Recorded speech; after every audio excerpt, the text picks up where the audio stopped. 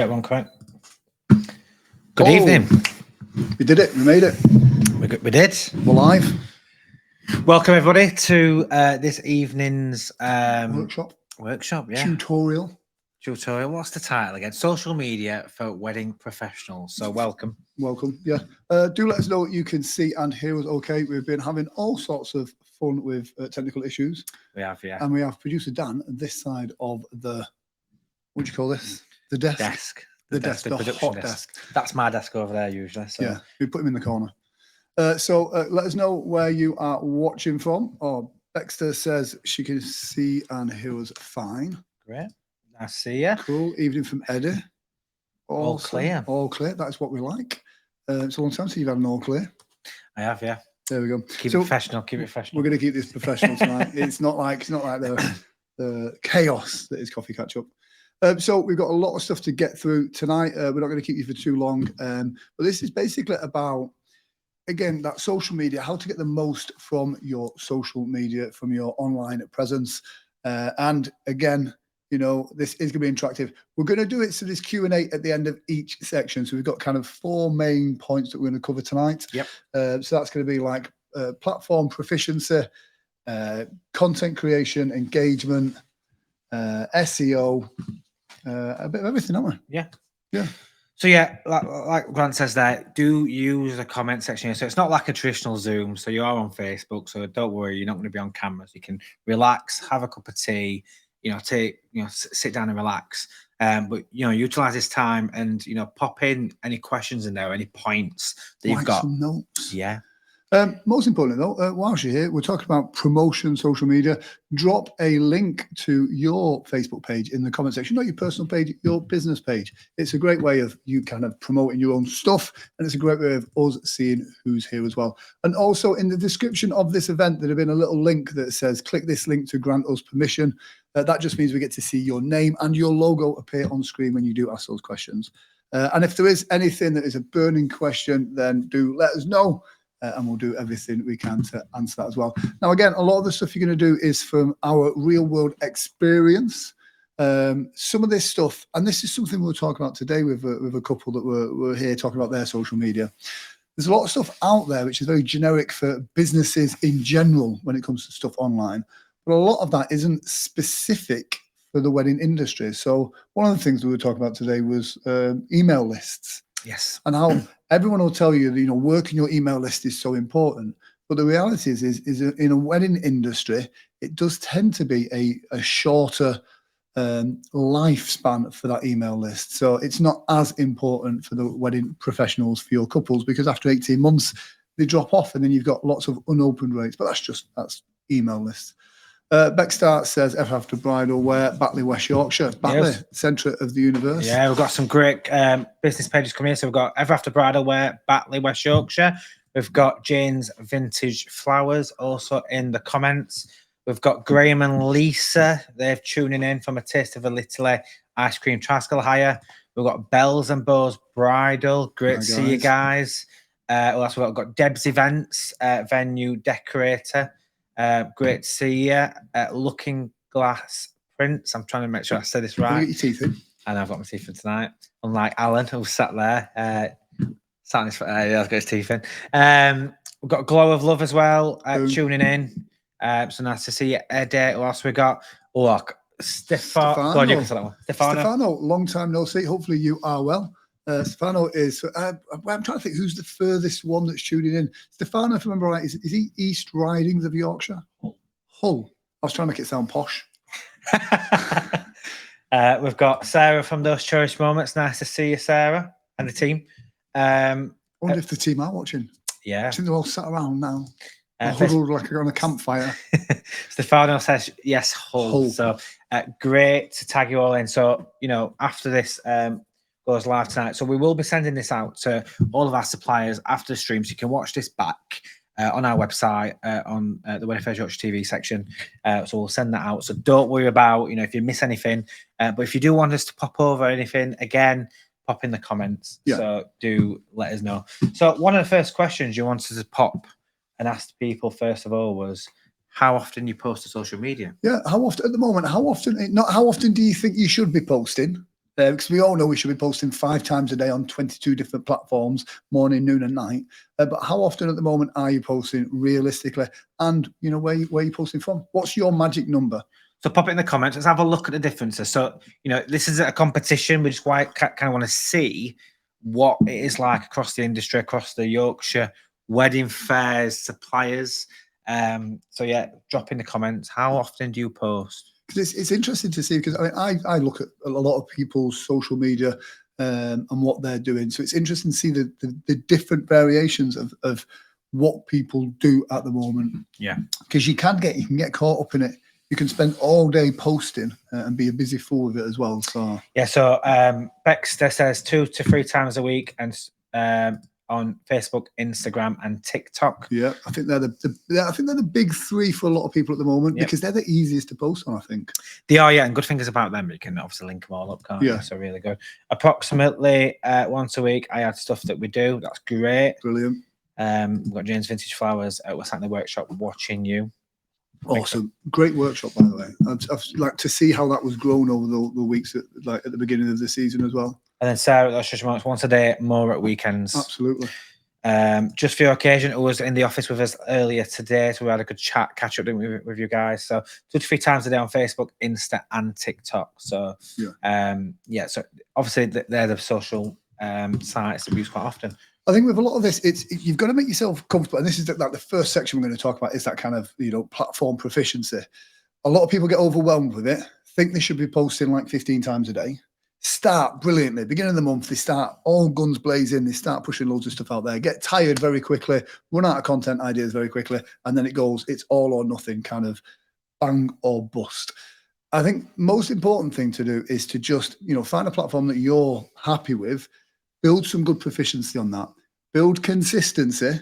So whether you post once a week, once a month, once a day, whatever your posting schedule is, have that consistency so that your couples, your audience know when you're going to turn up, and then they can be there for you as well. So I think that's really important. So let's go through a few of the different platforms. I mean, what platforms are your main platforms? Because I think we all have favorites. Yep.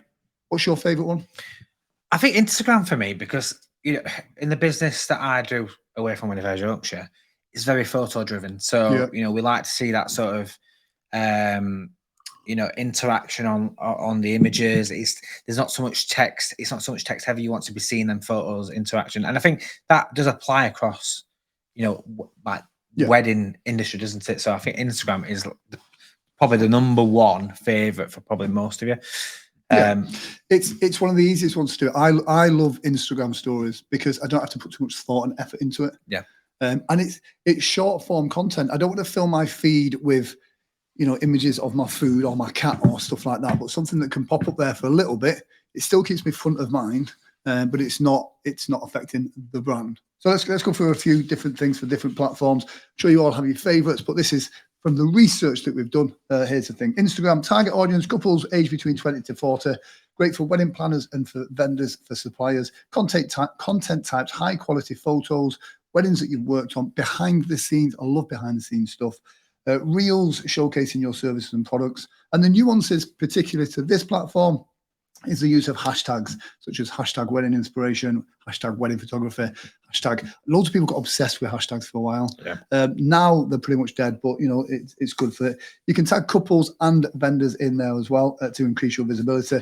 And they've now started Instagram shopping and selling online for wedding related products as well. So that's the great thing about Instagram. Facebook is the giant of all of them, and obviously Facebook owns Instagram as well.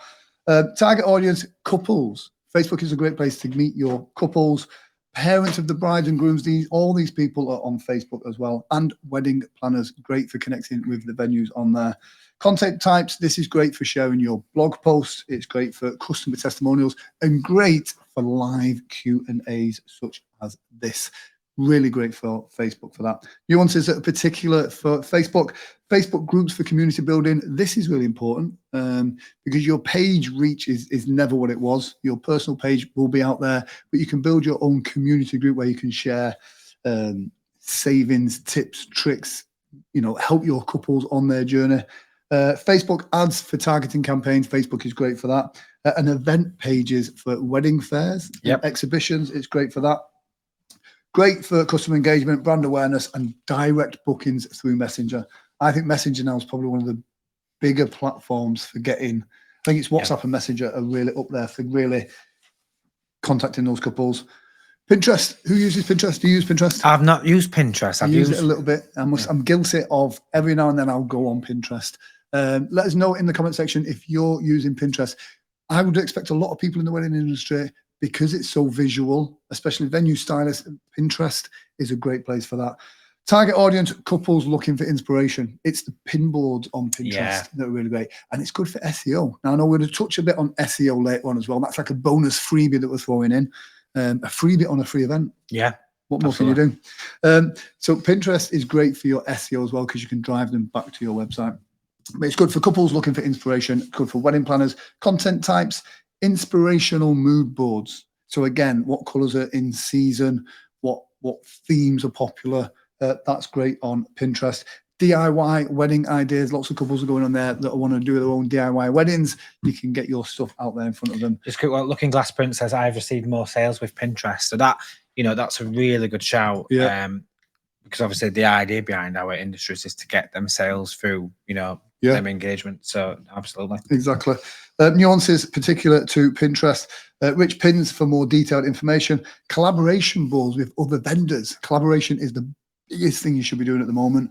And keyword-rich descriptions for SEO. I think that's not just for Pinterest, across all the platforms now, including Instagram. You want to be looking at keywords and readable keywords, not just listing off loads of words. Make it readable content. Twitter. X. I don't know why I did that then. When was the last time you was on Twitter?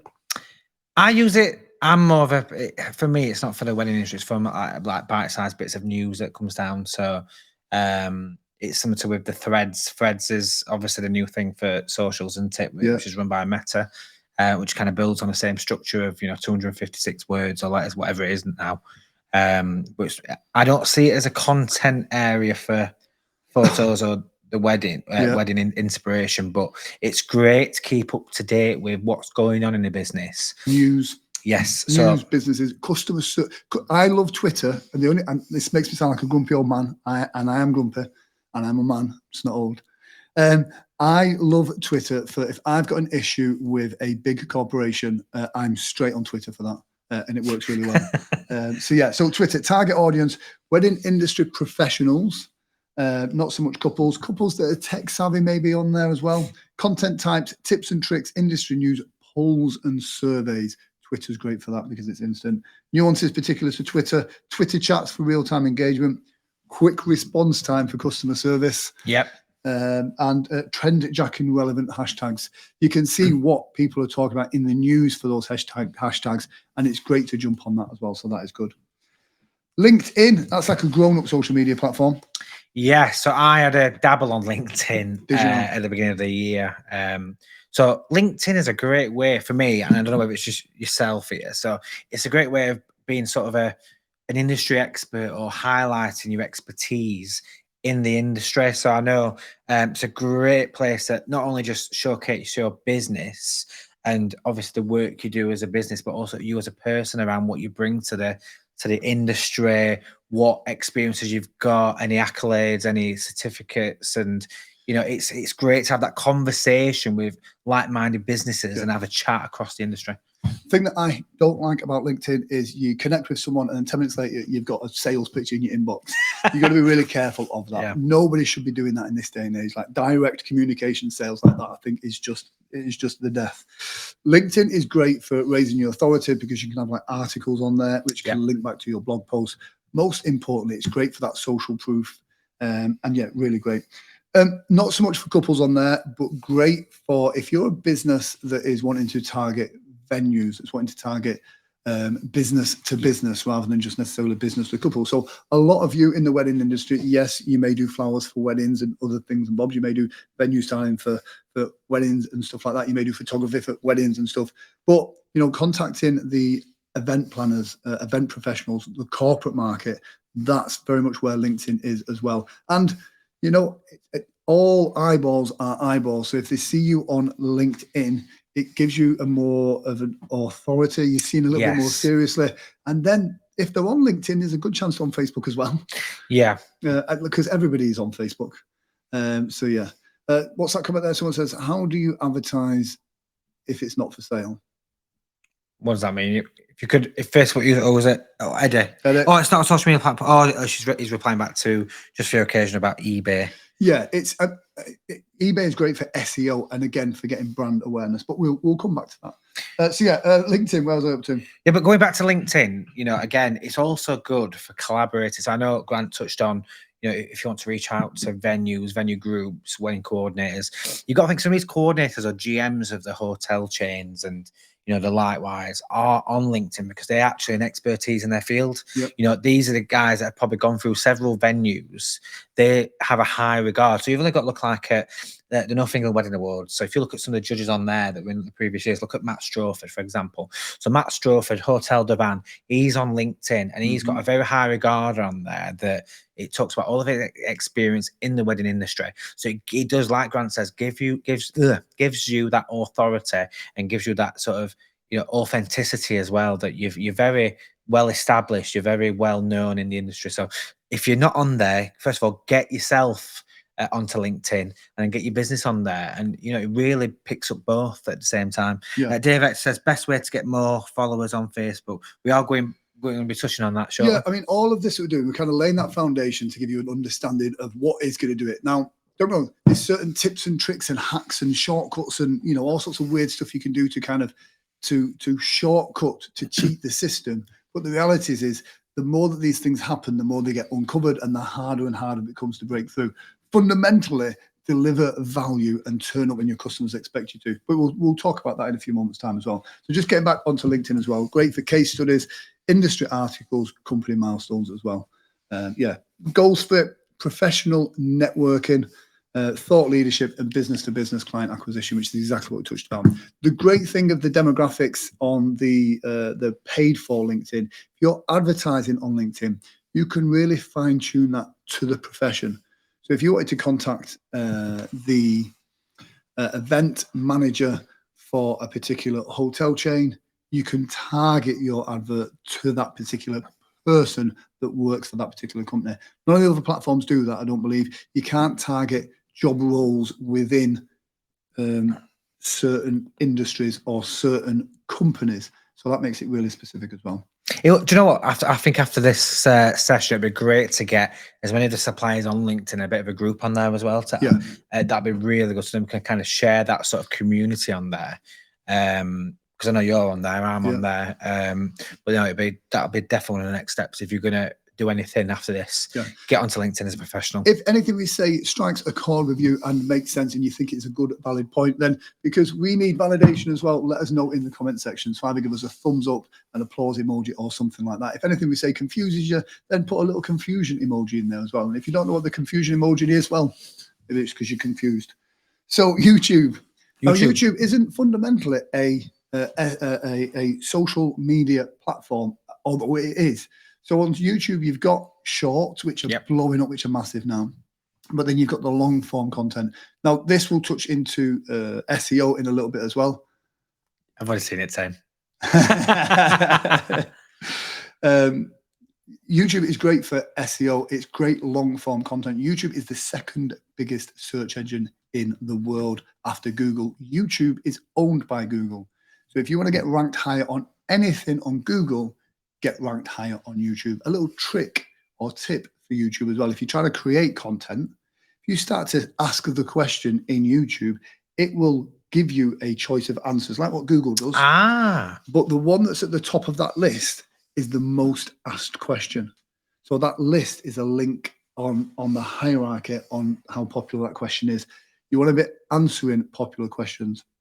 So YouTube, target audience, couples looking for visual inspiration. We live in a very visual world now. I know if I need to know how to do something, I go on YouTube to figure it out. I used to use Google, and now like, how do you wire a plug?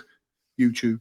And I think going back to we're going to touch on long form and short form content later in the show, but I know again, it's a great place to, like you said, if you want to find something and you want some instructions, but it's great to look back at the content. So, when we talk about short form content is very here and now, long form content is, how to wire a plug, but even looking back at, long shows, a bit like this. So you guys sat at home with your cuppa, you'd want to really look back at some of the points we've made today and inspiration, and you'll go back and review this on YouTube. Whereas this is not something that would be on a short or a reel. So, YouTube is great for, if you want to do like sort of examples of like building things, or how to set up a great wedding, or how to set up a great, photography. It's great to share on there. Yeah. I know a lot of people, it's that scarcity thinking, and a lot of people in the industry go, why would I teach someone how to make a bouquet of flowers on YouTube when they could just, then that's taking business away from me. The reality is, by educating, by informing, by entertaining these people, it raises your authority. It puts you at the front of mind. And you can show people what you do, and they can try and do it themselves, but they've not got your expertise, so it doesn't help. Look at your content creation like dating. You wouldn't go on a 2, 3, 4 week cruise with somebody you first met. Yeah. You go for a coffee, you build a bit of a relationship, you build rapport, you understand, do I like this person or not? Then you go on to a little bit further, and then you build up to that. It's exactly the same with your social media content. Your reels, your shorts, your short form content, your Instagram stories, they're all short. They're all here now and then gone in 24 hours, gone next week. You want to be laying some foundations as well, some real authority building stuff. And when you create a YouTube video and you put it out there, you can get traffic from that in 2 years' time, 3 years' time, 4 years' time. I have some videos that send me more traffic now, but it took 3 years for the algorithm to pick up on it.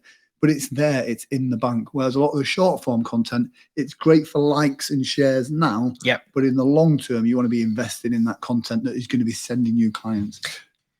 Yeah, you need to think about the content itself on YouTube as well. You Yeah. need to think about, so for example, I think, a venue decor is actually a really good example, because your trends change every year. So reels are great for getting that sort of current content out there right now. However, if you want to show how to put together your table centerpieces or anything like that, that's great for YouTube, because that is long form that can be revisited time and time again. Yeah. So think how it tailors to your business. Again, photographers, that's a great way to showcase, a video example of of somebody's wedding that's probably 5 minutes long. That's great for YouTube. Whereas if you want like a sample to kind of give people a taster of what you've got, get that on the reels, get that onto the short form content on Facebook, and then take you to YouTube. Yeah. And going back to this around the different social media, it's about getting that right balance of the content in the right place. You don't want to just post to one place and copy and paste to TikTok, Facebook. That's not what it's about. You need to schedule it so it goes out to each of the individual areas at different times, or dedicate individual content so it gets people looking. Because otherwise you just have Joe Blogs here, or Adam Blogs, looking on Facebook, and I've just seen all of your content. Yeah. Whereas needs to be out. You want people to have a bit of a taster on your stories. Unique content. Yes. So I'm like, I like the look of that. I've just seen a 20-second clip. Let's get onto YouTube. Let's search it. I want to know more. Yeah. And a good example is, I mean, you might have seen this recently on BBC One. It's on a Tuesday night. So you've probably all seen it, because we're all in the wedding industry, and we all like to see what's going off. And we like to see Eddie, and from what I found out, Taste of Italy was also on this show as well. Oh, wow. in week 2. Yes, Alan, I'm shocked as well. So you'll have seen on the reels and the shares on Facebook that nibble of I can't remember what the show's called now, but the wedding program. So but then that makes you think, oh, I want to go on YouTube, and then there's a trailer on YouTube. Yeah. Then that makes you go to the iPlayer. So it's that's the great thing about having all different areas, so people have a nibble to go and look at the further content. Yeah. So again, the types of content, video portfolios, how-to guides. How-to guides are so popular at the moment, and wedding vlogs. David's just put a comment there saying, but what about going live? Here's an interesting thing. I'm a big advocate for live, love lives. Here's the weird thing. Live will push you everywhere more on all of the social media platforms. Instagram will show you to more of your followers if you're going live, and it's a great way of building authenticity. We'll talk about that in a minute.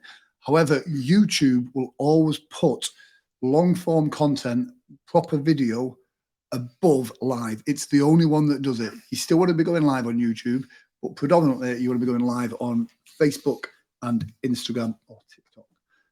But we're just talking about the main platforms. But yeah, YouTube will not promote lives as much as it would long form content.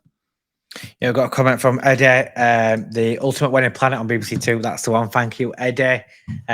We did see you on there with your love letters. Couldn't. And again, that's another example. You're out there on a video. Get that shared on your social media. Yeah, get it shared. So there's basically a foundation of all the different platforms that are available. There is other platforms out there. There's always stuff that's coming out. Clubhouse. Do you remember Clubhouse? Is that similar to Club Penguin? No, am I thinking something different? There's lots of stuff that starts and people jump on board with them. I'm not the biggest fan of new social media platforms. There's enough out there at the moment. I'm sure something will come along that breaks through, but for me, it's not. What's the new Instagram one? Threads. Threads.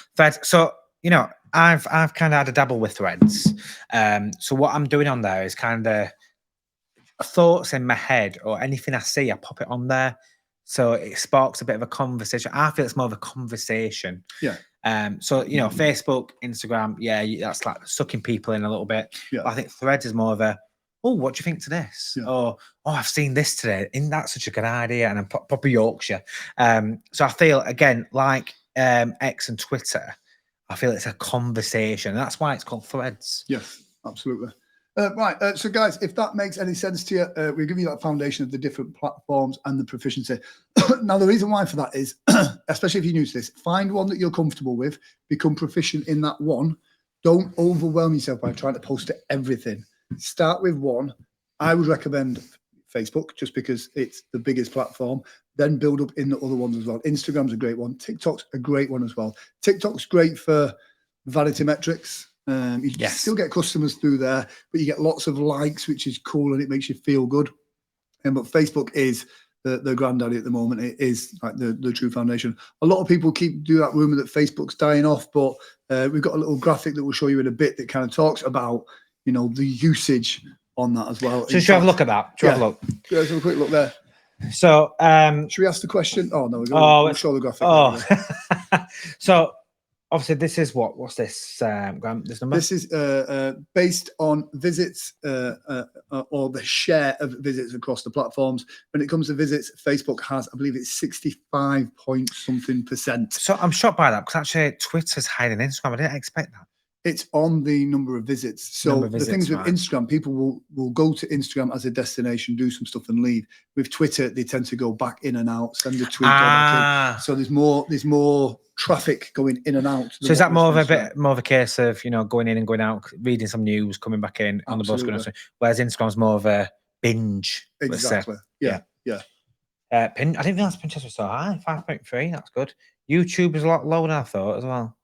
Yeah. But then obviously I'm guessing when people on YouTube, they stay on YouTube. Exactly, they're there for longer. Yeah, so that's on share of visits. And if we go on that will show you the platforms. Now here's an interesting one. WhatsApp is classed as a social media platform on this particular study. However, there we go. You'll see Facebook there is the number one, followed by Instagram, Messenger, Twitter, TikTok, iMessage, Snapchat, LinkedIn, Pinterest, Reddit, Skype, Telegram.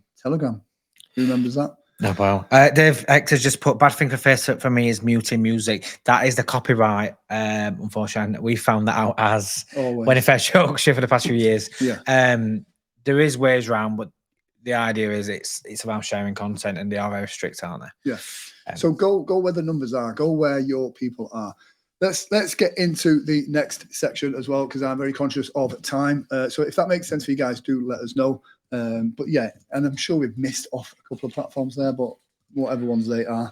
So the next one is engagement. Engagement is the number one way that you're going to grow your following. It's what's going to get people. Sorry for being late. It's okay. Hopefully you'll have a note. There we go. Yeah. So engagement. People talk about what's the best way to get followers. Turn up, be authentic, and engage with your followers. So we're going to go through some great tips for wedding professionals to increase your engagement with your audience. Showcase real weddings. That's the number one thing you should be doing. Do you know what? I mean, we were having a chat with one of the suppliers today in the office where they popped in for a coffee. And this is, you know, you want to be that inspiration. Now, how often there's one hand that I see a lot of on social media where it's photos of this is our setup, this is this. Whereas you want to kind of showcase the interaction at the event, the interaction at the wedding. Yeah, showcase to inspire. Yes. Don't showcase to sell. Social media is exactly right. It's social.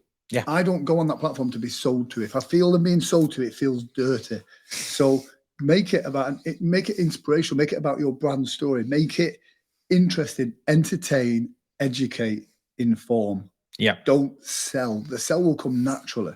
And a good thing in there as well, showcasing the real weddings, get people in the photos, get people in the content. Faces. Yeah. So, you know, I did a bit of an experiment last year of posting just some, you know, pictures of a wedding and just some of this random content. And the ones with the people in the content or having fun, or ones that look like they're really engaging with the camera, got the most likes and the most shares. So when you're sharing that content, don't just take a picture of, you know, a flower on a table or, you know, a prop on a table. You know, take photos of people that are getting involved with your business and interaction, and that will really get that going back to authenticity. It makes you look a real business. Take photos of your own team as well. I see that a lot now. Smiling faces. Yeah.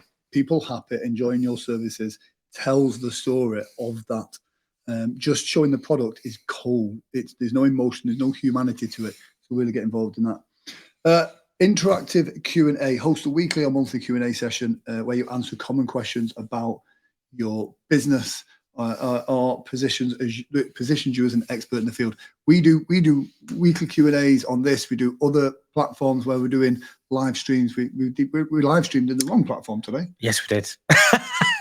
But no, interactive Q&As are fantastic because it gets that engagement metrics on your post. So if you've ever had a dabble on the metrics on Facebook, it'll tell you post reach, which everybody thinks, wow, I love that. I've got out to 5,000 people. Yeah, that's 5,000 people that have gone, woo. Yeah, so they've seen it once. Reach is such a great vanity metric. You go, the reach was this. We have great reach. That's fantastic.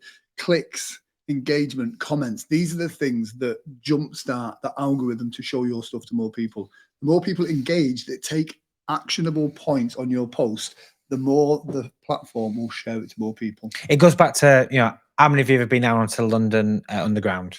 You know, how many of them posters that are selling, you know, to buy shares in business and all that? Yeah, they've got millions of reach over a day. Millions. How many people are picking up their phone and actually going to that website?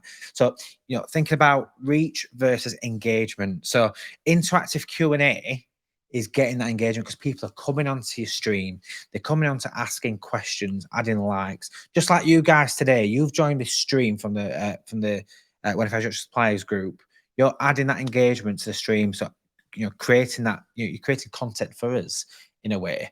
And then we can go back over your comments. So that's a great way to get that metric up, isn't it? And what you're getting is it works well twofold. And this was mentioned in the office today.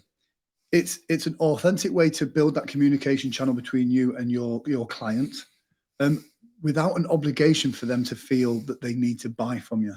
So if they book an appointment to come in and see you, there's an element where they're already further down that, and if they're not, they're worried that they're going to get sold to. By having that kind of live Q&A, it gives people the option to casually jump on the chat, ask a question with no obligation to be part of a sales funnel.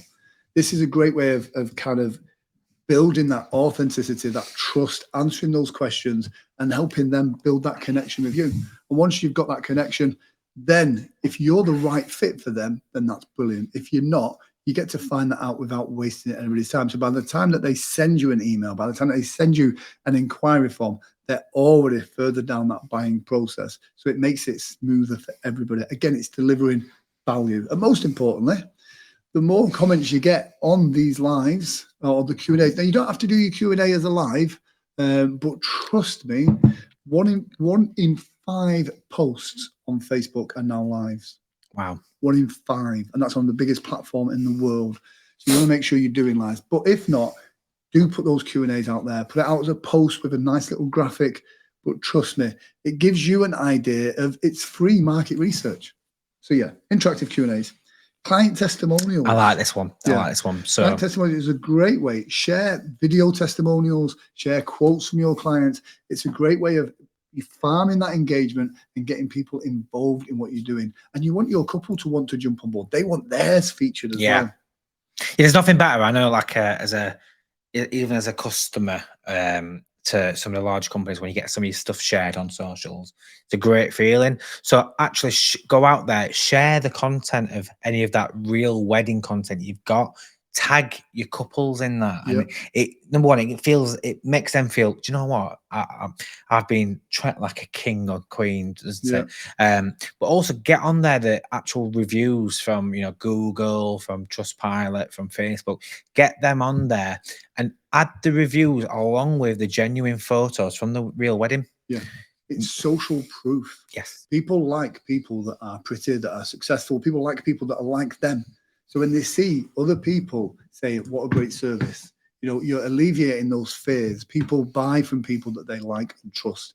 You're creating that and making it easy for them to do that. Sarah Bush says it's the one thing that absolutely terrifies me going live. And, But Sarah, you're a live performer. Yeah. You're on stage, you are a performer as well. Anyway, the thing is when it scares you, that's the time that you should do these things, because it's, it elevates you above everybody else that's not prepared to make that jump. And trust me, go live. The first time you do it, it might be terrible. The second time, it'll be a little bit better. The third or fourth or fifth time, then it'll start getting good. Then you'll see the rewards from that. I mean, I saw Alan on YouTube looking back at do you remember the Magna wedding fair that he did a few years ago? We were talking about it, weren't we, in the office? And you were there going, I'm Alan, I'm here. Oh, look at these lovely things. And do you know what? It was actually great to see, because you can see the journey that you've been on over the past few years. We've been going live for 10, 12 years. We've been going live for 12 years. You'd think we'd be better at it by now. Definitely. Yeah. This is my favorite one when it comes to engagement. Collaborate. Teamwork makes the dream work and all that lot.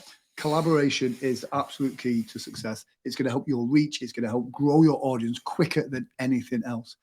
Find a not a competitor, but someone that you work with that is of benefit to you. So if you're a photo booth company, find a venue stylist, find a photographer, find people that you can work with. And I know some of you in the comment section do collaborate already.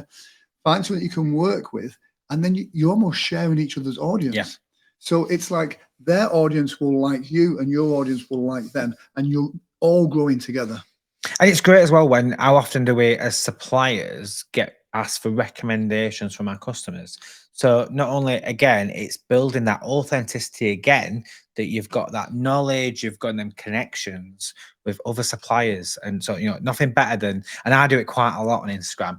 I like to take selfies with other suppliers, and it's just great. It's great to see people anyway. And it's a conversation starter, but it's, it shares that post a lot more than just doing it like organically. Yeah. So, get that collaboration. Collaboration is absolute key. Sarah Bush says there's a collaboration on my socials today.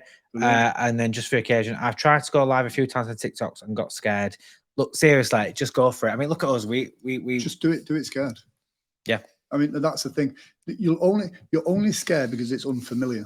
And that's the thing. You're doing something you don't normally do, so your body kind of goes and panics.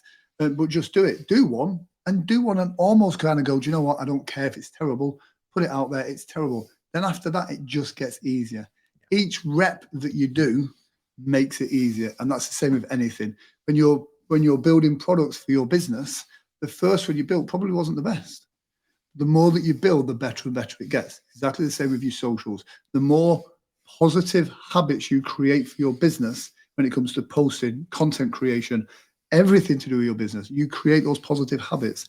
That's where the rewards come from, putting in the reps. Another way to think of it is, are your competitors going live? If they're not, get going live, because they're not. And, that's it. Again, builds your brand, it builds your authenticity, and you're out there and they're not. So, I mean, we're exactly the same here. I remember a couple of years ago, I was frightened to go live, and there's a few ways people can learn you to script. Kind of, don't get me wrong, we've got notes here, but it's all natural. And one thing, it's just be yourself. Yeah. And I know, Sarah, you were on the coffee catch up, weren't you, a few weeks ago?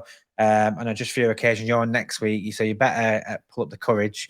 But yeah, just go for it. And I've seen, especially on socials as well, just talk about anything. And you can, I'm here at this new venue. Look how beautiful this is. Have a conversation with your phone. That's all you got to think about. Have a conversation with your phone. If I could give you one tip, one piece of advice when it comes to that, don't ever start a live with, we're just going to wait for more people to join the live.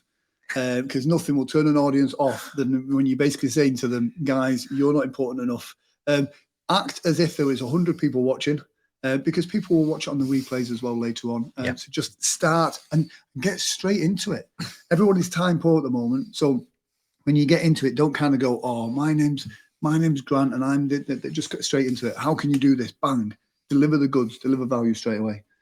Seasonal trending and topics. Create content around wedding seasons, trending themes, or even celebrity weddings and stay relevant. There's always ideas in the news, in OK magazines, or there's ideas everywhere. Find what's trending, find what's popular, jump on that. How can you we did it at a wedding fair where we took, and it was Lan, it was a great idea. It was Halloween. We had a great show in Leeds and we made it a Halloween themed, or a autumn seasonal themed wedding fair, which just makes it a little bit different, but it's great content. How can you change what you do and make it relevant for the theme? Lots of people want to jump on different trends on TikTok, different dances, different songs, all of those trends that are going to boost your numbers. You want to make sure that you're doing the right thing for your brand. So don't just jump on a trend for the sake of it, but how can you alter that and make it relevant to what you're doing? Especially, a lot of the people that are doing that, the cakes and the creative side of things, venue styling, flowers, you can do the whole befores and afters and have the music change in the middle and it'd be all dramatic. Get onto those trends, get onto those seasonal things, and that's really going to help you out a lot. Absolutely. Platform specific tips. Instagram stories and reels. Use these, create quick tips for weddings is great for stories and reels. Showcasing a day in your life. I always like that one to see, wake up in the morning, going through, seeing the wedding set up, and then at the end of the night. I like the one where you walk into a venue, which is a real good idea. You walk into a venue, it's blank, do that, and it's out. So there we go. User-generated content. This is absolutely amazing because what you're doing is you're asking your couples, your customers, your clients to create the content for you. Ask them, encourage your couples to share the pictures of their weddings, share their stories on your social media platform as well. This is the most authentic way of getting that stuff out there. It's not you that's saying how good you are. It's your couples that are saying how good you are. User-generated content and give them a specific hashtag as well. Give them the hashtag your brand name wedding to kind of really target these specific accounts as well. And again, people love to feel special. They love to showcase their stuff. If you've done a great job for them and they've got some great images of their wedding, they want to showcase that. It's all about the brand wedding now at the moment. So if you're giving them a platform where they can share their limelight again, then they're absolutely going to do that as well. Engaging comments. So this is the thing you do quite a lot, don't you? So a bit like, we mentioned this earlier, just like this video stream we're doing now. One thing you need to do is go back through them comments and review them and reply to them. And even the negative ones. Yes. I love negative comments. Love them because the algorithm does not know the difference. So if somebody says something bad, encourage it. On TikTok, I had a couple of people comment on some videos that are done, and I'll go in the comment and I'll not be an idiot about it. I always try and remain professional because it's about on brand. But I want to encourage them. What do you mean by that? How do you mean? Encourage that because the algorithm does not know the difference between positive and negative comments to the most part. The more that people comment on your stuff, reply to them. Don't just put thanks, smiley face, X. Put some real thought and effort into your response because the algorithm sees that. It sees that there is a 5-word response to that particular thing. That's what will reward you.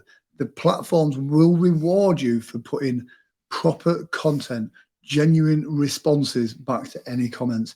that will push you even further. It sees it as an engagement mark, and what it does, it shares that to more people in obviously their feeds. So if you've got posts that don't have much engagement, it's not going to go very far. Yeah. So if you've got something that's going, there's a lot of comments there going in, that increases your reach. So really think about what you're putting in there. And like Grant says, great when you got a great review that comes through on your Facebook page, pop in a comment. Oh, thank you so much, Mr. Johns, for your great comments.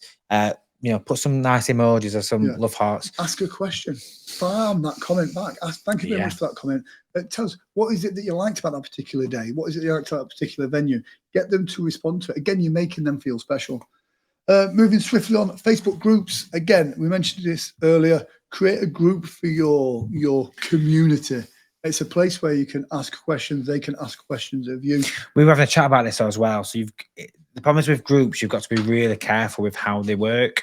So they're a great place to share inspiration, to have a conversation, to obviously spread out any content. However, what I do see a lot of is suppliers share into groups. Now that first share is great. It gets, if you're a member of this group, so there's 2,000 people in this group, quite a few people are going to see that. So if you share into that group at 5 o'clock in the afternoon, anybody who visits that group around that time will see that post. What happens is if you try and share that post against that group, the relevance metric will really drop. So that effort you're putting into sharing that post on that group or that selling site, or Yorkshire Brides on a Budget, for example, which was an example, if you share to that group, it's not going to get the same reach because, number one, the relevance has gone. People have already seen it. So it's going to drop down. The only way people are going to see that again is if they change from recommended on the tab to, or featured, to most recent. So here's my 2 cents on that. The groups are great. If it's somebody else's group, the problem with other people's groups is like everybody wants free advertising. Everybody wants to spam their stuff on there. For me, it looks too busy. It looks too salesy. It's like a car boot sale of digital stuff. I'm not the biggest fan of it. No. It depends where you are on your brand. If you're just wanting to scrap around for stuff, then that's great. Create your own group. And again, make it about value content rather than just spamming. The amount of times I'm sick of deleting posts out of our group where people, and you can tell all they've done is they've created one post and then they just click share and then they go through all the groups that they're members of, exactly the same content in everything. And I will go through and delete them out of all of the groups that we've run. But the relevance drops after that first. So say you've shared them to your 50 groups on one evening and you go the following day and share it again. The problem is that reach is not going to hit anybody because the relevance is gone. And you do this after today, go away, share a post to a group, right? And see what your reach is on Facebook. Do it a week later and do it the same again and see how much it goes up by. And you'll notice it drops dramatically. And, what's the point in wasting 20 minutes of your time for it to have no relevance? Yeah. So that 20 minutes could be spent creating and crafting quality value original content. Facebook Lives, again, host live sessions, do showcases and walk around venues. This is a great way you can tag the venue in as well. You can do a walk around of the venue. We do this all the time. Yeah. Because people are looking for that. They're interested in that stuff as well. Do tutorials whilst you're live. A great way of farming engagement as well. So I absolutely love it. Pinterest, quickly on this, pinned posts, ideas boards, engage with pinners. It's all about that engagement. Answer those questions. Twitter polls, live tweets, Twitter chats, and LinkedIn articles, and again, engaging groups. So that's all, a lot of that spills over into all the different platforms. But that, I think, is really, really important. Does that make sense, guys? We are soldiering through this content because we know your time is valuable as well. So the next part is around long form versus short form content. So we touched on this at the beginning. So long form is it's out there to stay there. Yeah. If you want to look back on something, a great example of long form content for me is how to square up a table. Alan, if you ever need instructions on how to square up a table, search for it, When Affairs Yorkshire, on YouTube, how to square a table, and you'll see Alan and his lovely hands squaring up a white tablecloth. Amazing. But would you see that on a reel? No. And that's the important thing. So, evergreen content. It doesn't matter what time of the year it is. It doesn't matter what time of the day it is. If you're looking to box a table, you'll find that video and it will teach you how to box a table. Eddie says he's good at that too. You need to create a video for it, Eddie. So what we're going to go through is some ideas of long form content, because we're all great at creating short form content now, and what we've talked about, some of them ideas, but we need to really look at enhancing you guys to get that long form content out there. So first of all, this is like an obvious one. Vlogs. Now, I do see this quite often sometimes in the form of reels. So create a vlog post, create a vlog on Instagram, on YouTube, etc. But talk about something that's on topic. So maybe like do a 5-minute video of, oh, what's the inspiration we've got this year? What trends are you seeing this year? I mean, I've seen enough eucalyptus and blush pink this year that, it's just too much. And that's just your living room. Exactly. So, get out there, see what's coming up next year, create that content, create that vlog, just talk about general day-to-day of your business and what makes your business run, or inspiration, or even around like your team, or I've seen a lot of like people moving premises, or that is a great vlog content. So really get onto YouTube and onto the reels. How-to guides. So we touched this on, Alan's bit around squaring up a table. Great content. So if you're a photographer, how to set up a tripod, how to set up the great lighting. Don't get me wrong, yet you're sharing some of that knowledge with some of your competitors, but you're the expert. So get that information out there. Like for me, like why photographers don't create a video on the top 10 poses for men at weddings. Yes. Because guys, we don't know how to pose. Do you know what I mean? Well, yeah. So, that you're answering a genuine question that people are looking for. Top 10 poses at weddings, how to look better in a dress, how to pose this and other. So that's of you're serving a need. That's the important thing. Expert interviews, you do this quite often, don't you, in the work you do? So, have, or even it is like when you've had, but have expert interviews, go to suppliers, go to people you work with, have a conversation, get that on film. It's great content. Client testimonials, again, it's, get that sort of review off your customers, get that, sort of visual. We've all got these smartphones. So, there's nothing wrong if your couple's had a great day, you're going to pick up your stuff, the wedding's over, the couple's just done the last dance, they've had a bit to drink, everything's wonderful. They're like, yeah, it's amazing, it's been the best day ever, thank you very much. Get your phone out, record it. You won't much mind giving me a quick testimony to this video, would you? You're catching them at their peak of impressedness, of their peak of happiness with what you do. Get that on video. Nothing will sell your services better than that. Not only that, you'll get some funny responses. And that will generate people wanting to comment, like, share that stuff as well. So definitely use your smartphone. Tips for maximizing the engagement of your long form content. So make sure that SEO optimization is there. Now we'll touch on this in the next couple of minutes, but make sure your website and all the links to all of these dedicated videos areas are in place. High quality production. I mean, look at this. No expense spent. Now we're not expecting this. I mean, that's not a proper wall. But use a good quality phone. I mean, like Grant says, you've got a great quality camera. Use it and abuse it. It's great. It's great enough. You don't need posh cameras like this, but use your phone and you can create that great content. Interactive elements. So add sort of get your logo swooshy. Well, I'm hitting the camera. Make your logo all nice and swish. Get a bit of, at the end of your videos, like where people can go to if they need any information. Audience retention. You want to keep people tied in to your content. So get them tied in. Get them wanting more, so they stay on your platform and stay tuned in. Like, we do it quite a lot, don't we, on our coffee catch up? Yeah. Coming up next week, we've got this. So keep them tuned in. And again, going that community engagement, and we've touched this on this before, get them comments on there, get on YouTube, get on Facebook, go through all them comments, reply to them all, keep people engaged and valued. And get on other people's stuff. Comment on other people's stuff. Don't comment adverts, don't spam your stuff.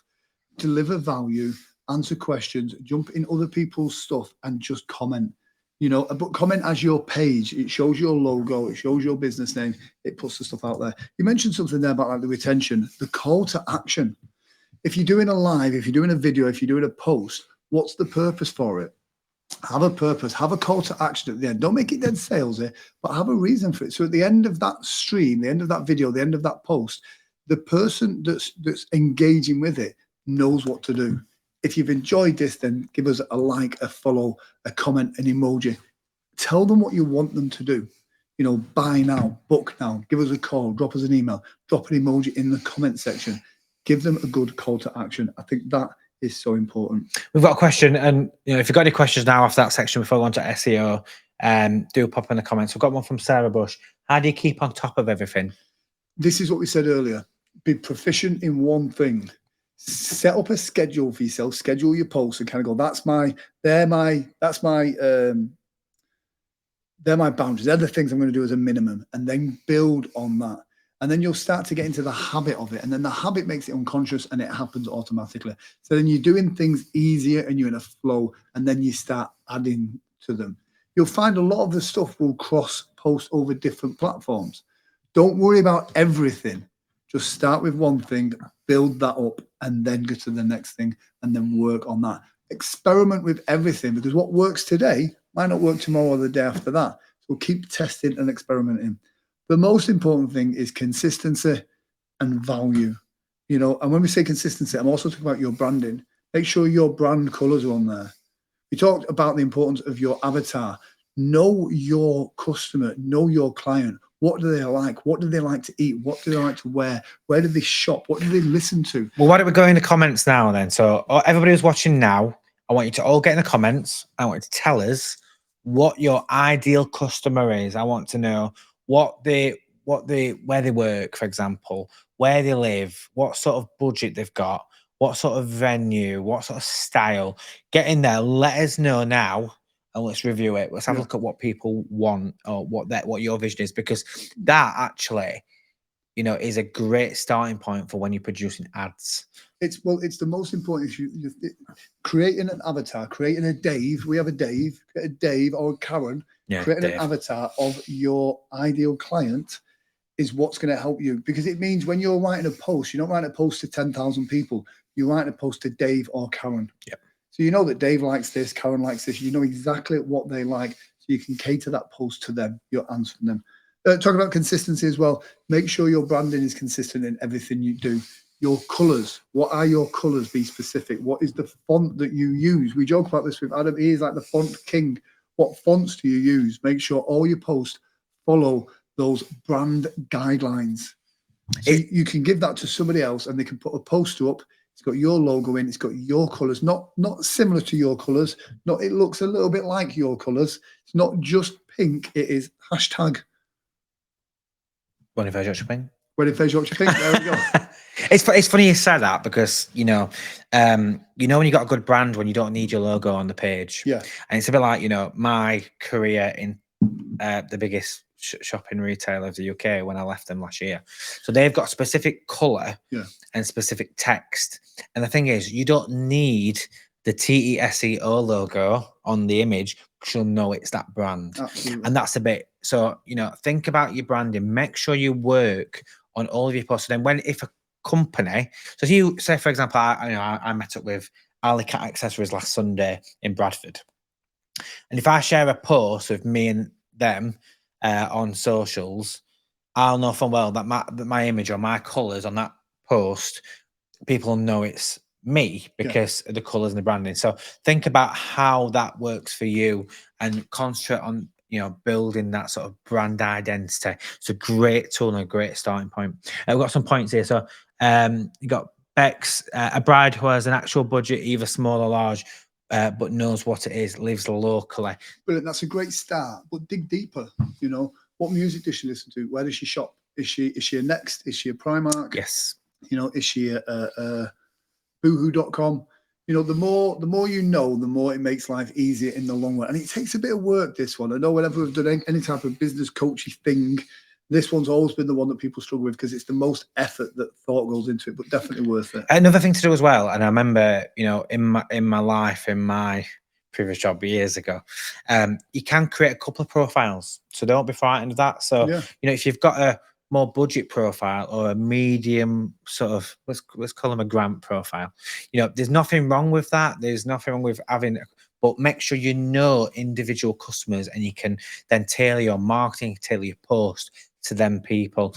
And it's funny you talk about Karen, that name Karen, but there's a restaurant in Sheffield called Karen's, and you go on their Facebook post, and they're exactly tailored to people that want to go and have a bit of fun. They want to have a good meal, but have a laugh. People that are looking to go out on their birthdays. Well, using it as a perfect example, when we talk about avatars, this was mentioned today. You talk about avatars. We all know a Karen. We all know what that means as a Karen. That restaurant in particular that you're on about, yeah, the waiting staff are rude to you. Yeah, the waiting staff are Karens. You know what you expect when you go in there because of that. That is an avatar. Yeah, and it's not actually bringing down the name, is it? It's more around identifying that we can give names to profiles, and that's what you need to do. And just for the occasion, just mentioned there, we created Lucy that loves music festivals and is outdoorsy. That is fantastic, because we had a chat about that, didn't we, in the office today?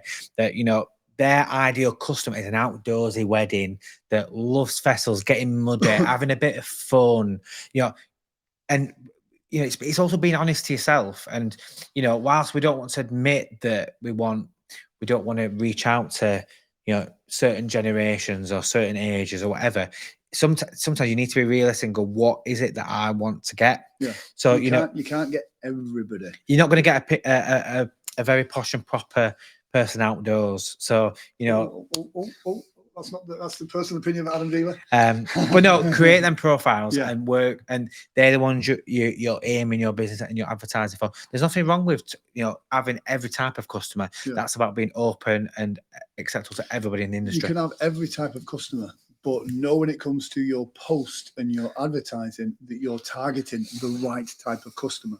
Yeah, I mean, Sarah Bush says there, 27 to 37-year-old engaged couple looking for pop music entertainment, interested in violin and piano music, budget for daytime music, £300-600. That's spot on, because, when you talk about pop music, and again, this is not being ageist or anything like that, but anybody maybe older or younger won't identify to the music that you create, Sarah.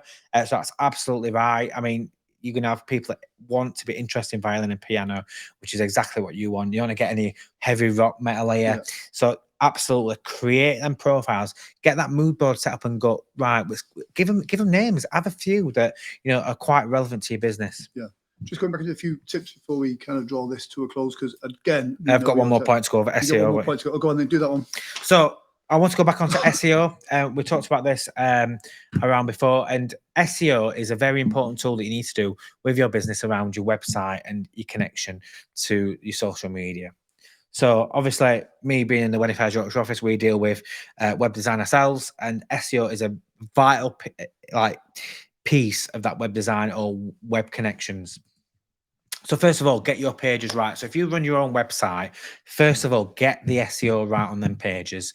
So you need to look at, making sure that them keywords are set on your website. So if you've got a website, there's a little bit in your website called the head or the header. The header can't be seen. It's a bit of a hidden part of the page. It's where your internet browser loads up any scripts or any information about your website before it becomes visual. Now, this is where Google starts searching. So it's important to get the pages right and the structure of your website right, making sure that in your page title, you've got your business name, what your business is about, where you're targeting. And going back to the profiles, putting in the profiles or what you're selling into that sort of wording onto your website SEO. Drill down to your keywords and phrases. So, Wedding Fairs Yorkshire, award-winning wedding fairs in Yorkshire. That's a great example of a keyword. If you're a photographer, you could be, countryside, elegant. Use the words that really identify your company and your profiles. So get them into your keywords. Another one around SEO on your website. So again, it's touching bit. You mentioned this around Facebook, around vlogs or even blog posts. keep your content fresh. So first of all, keep your photos updated. So when Google scans your website, it knows it's up to date and fresh and there's fresh content in there. It's not just a landing page that's been there for 5 years. How often do we go to a page? It hasn't got a security certificate. So exactly. So make sure that your content is rich. Get a blog on there and put content on there every week or every couple of weeks. Link that back to your social media, because then it's scrolling the content. And we've got a few statistics to show you, which highlights the importance of having a blog and a fresh website. Use SEO tools such as Yoast. Now, Yoast is a fantastic. Brilliant. So what Yoast can do is, a lot of people will use some of the industry standard web page builders on, and you're probably all using exactly the same software on your website. Yoast is great to not only put a blanket rule across your website, but also individual pages. So if you, for example, you do venue decor in Rotherham, then you can have a specific sort of keyword on that page. So when people search venue decor in Rotherham, that page will come up. It means it said back in the day, you'd have a cheap website and you put all your text in the bottom to get as much reach as you could. Whereas now, create them individual pages with the keyword all on there. So you've got a page for each section. Google is looking for readability. Yes. It's looking for genuine content, not just spamming keywords. This is also, I think, kind of going back to some tips for Instagram. Hashtags, putting pages and pages of hashtags is not going to get you more reach. It's not going to help you be discovered. Instagram is now looking for you to put your keywords in the captions, in the description of the picture, in the content below there. That has more relevance than the actual hashtags itself now. So yeah, and we were having a scroll. So I went onto the When Affairs Yorkshire website earlier today. I don't think I've got the image on screen. Let me see if I can get it. So it's great that if you've got access to the back end of your website, you can see the individual metrics. So let's get this set on there. So let me pop this onto your screens right now. So this is one of the metrics. It's very data heavy. So please don't accept my apologies here. But you can see here, great example of how we've gone through the year, that people are getting more unique visitors throughout August, 5,000 unique posts, 5,600 in July. So people are looking for that inspiration more during the summer months. So use this sort of data. You can get all of this on the back end of your website on cPanel or any of other tools you could download to your website builders. Really use that information. Looking back on this, for example, we're looking at where your links are coming from. A lot of them are coming from Google.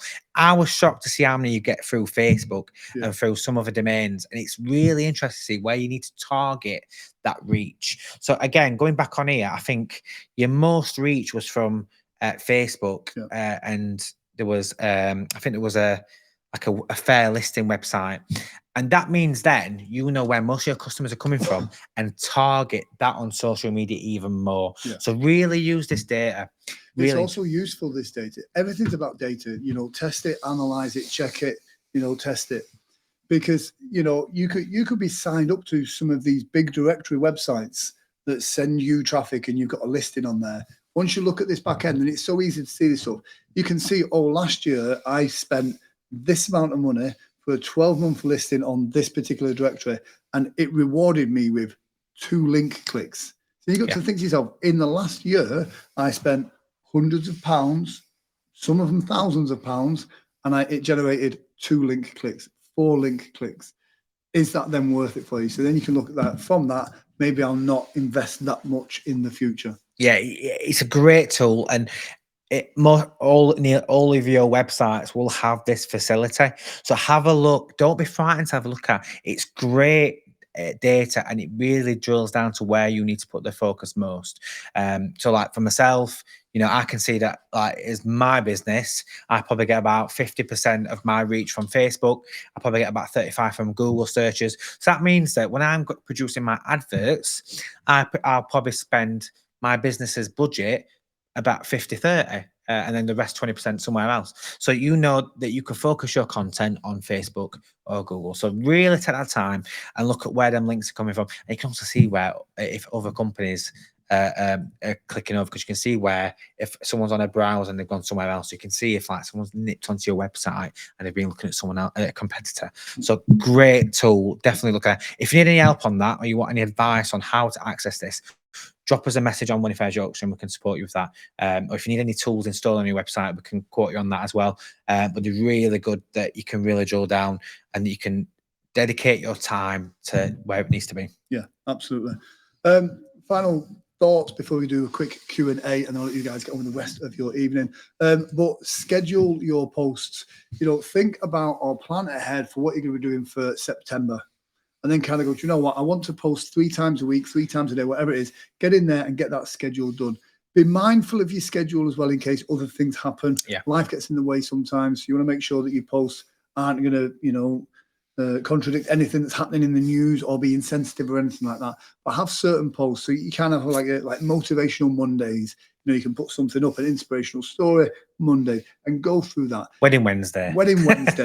And what that means is you're building those patterns. You're building that consistency with your brand and your clients. And it means you're not constantly searching for ideas for content and creation and being, am I going to post there? Am I not? Oh, I'm a bit too busy, because life gets in the way.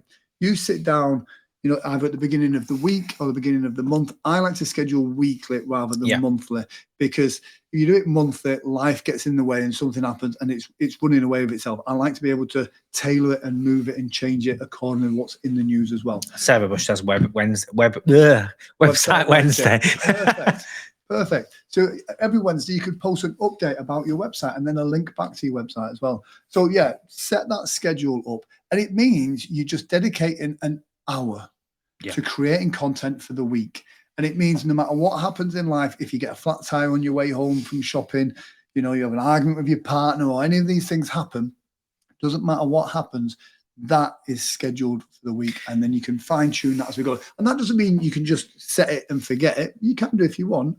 Set the fundamentals, and then you can add into that as you go along as well. Respond to other people's posts. I think there was a thing there. I think Sarah mentioned it. Throwback Thursday. Sarah at those Church Moments mentioned it early on when we asked how often do you post, and you said you posted mostly at the weekends.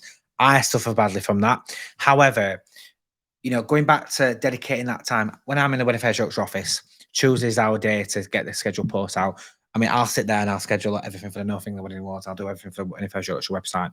It's a great, because you've got to think, we're posting on a Saturday. It's quite common in the wedding industry. We post on a Saturday. Testimonial Tuesday. Yeah, I like that. We'll use that one. But if you're posting on a Saturday, how many people are actually looking on their social media at 7 o'clock at night on a Saturday? No, they're eating the KFC bucket. That's what they're doing. They're watching a nice film on Netflix. Think about when people are going to be looking on their phones. Now, the prime time for social media is between 4 and 6 during the week, isn't it? When people are bored and they want to get, and going back to the different social medias that we talked about earlier, Instagram's a bingey sort of social media, similar to YouTube. Facebook's a quick flick, and Twitter is I keep coming back to it during the day. So use that when you're creating your content. Schedule your content during the week. So when we schedule the Nothing the Wedding Awards, for example, we'll do it during the week when suppliers aren't as busy and they want to look at the post. So going back to your profiles of your customers, think about when have them customers got that free time? When do they want to see your post? When do they want to see what's going on in your business? And it's going back to that sort of, and then you can go and schedule them posts for them specific times that your Karen, your Dave is looking on social media. Yeah. They've got Feedback Friday. Oh, I like that one as well. Oh, I like that. I like that. That's a good one, is that? We've got some more. Feedback Friday. I said it twice. There you go. So your analytics, check your data, go into it and test it. Guys, hopefully we have delivered a value to you today. We've actually got more stuff that was too much to cram into this one. So we'll probably be looking at doing something similar again next month, if you're interested in that. If that does sound of interest to you next month, where we can fine tune some of this stuff and deliver more value to you, and let us know in the comment section right now. And then we'll comment back so it gets more engagement. Exactly. That's a good tip as well. If you are doing a live with Q&A and you answer those questions whilst you're live, go back in and then answer the questions as well. Because when you are live streaming, most of the time this content is showing up muted. You want to give people a reason to unmute it and listen. So get back into those comment section and answer it as well. So yeah, if you are interested in seeing this again next month, let us know in the comment section. Just give us a thumbs up or just a number 1. Yeah, and mostly we want to see that content. So make sure you tag us in the content. We'll see all of that all over Facebook, Instagram, LinkedIn, Twitter, X, all of them. Let's see. And if you need any help with even like we've done with just for your occasion, you need any help or you need anything installed on your website to look at this content, or if you want it, if again we do self-promotion packages, do get in touch. But yeah, we're going to be running these quite often now for our suppliers as added value. Here's one thing before we let you go, and you've been very patient with us as well. If you have any questions, drop them in the comment section right now. But here's the most important thing. If you found value from this, please do us a favor. We would love a testimonial from you. Yes. Let us know what you've enjoyed about this in a little comment. And if we do repurpose this at some point in the future, we can put a nice little link to your business there as well. So do let us know in the comment section. Feel free to drop us a message. Yeah, fantastic. Katrina just watches on playback. She only just joined us. But no, thank you for having us. It's been great to be coming streaming live to your living rooms on this Wednesday. Or wherever you're watching from. Yeah, probably Eddie in the truck. And we will see you soon. See you soon, guys. Take care. Have a great rest of your day. And it is the start of the season this weekend. So I'm excited about that. Hopefully you guys are excited too. It's going to be a good season. Hashtag weddings. There we go. Bells and Balls Bridal says, thanks, guys. Thank you very much for joining us. Hopefully you have got some value from us. We're going to go have a brew now because I've lost my voice. See you later.